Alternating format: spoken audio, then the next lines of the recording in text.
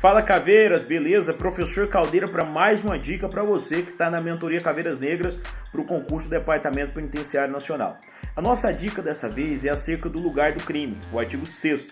Professor, mas o artigo 6º, lugar do crime no Código Penal, é um assunto bem tranquilo. Tem alguma dica ainda em cima desse assunto? Tem sim. De repente, se você não a conhece, pode te ajudar e muito na hora da prova. Vejam, é claro que esse assunto lugar do crime é simplesmente para discutir qual de fato é o local do crime.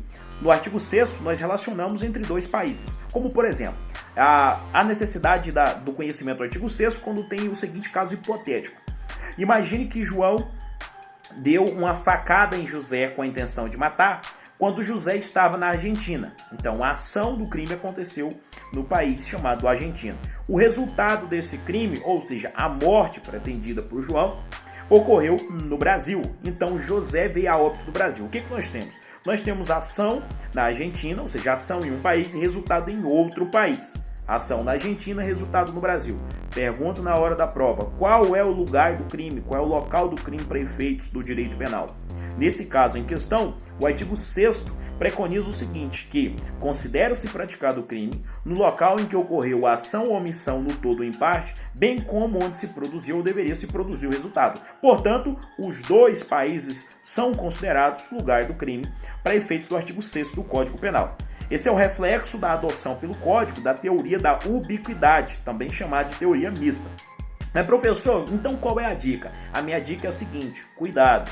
O artigo 6º do Código Penal, traduzindo a teoria da ubiquidade ou teoria mista, só é aplicável quando se tratar de crimes à distância, ou seja, crimes em que a ação ou omissão ocorre em um país e o resultado em outro país, como foi o exemplo agora há pouco citado. Professor, mas em que casos eu não aplico a teoria da ubiquidade? Eu vou te dar um único exemplo dentre os vários que existem.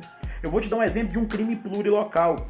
Imagine, quando a ação ou omissão ocorre em uma comarca e o resultado em outra comarca, mas dentro do mesmo país, não se aplica a teoria da ubiquidade. Portanto, não se aplica o artigo 6º, porque o artigo 6º é só quando for crime de país para país.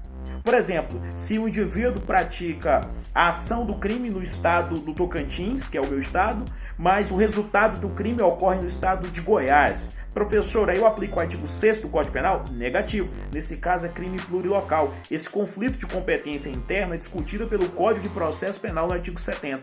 Por isso não deve se aplicar a teoria da ubiquidade do artigo 6º. Beleza?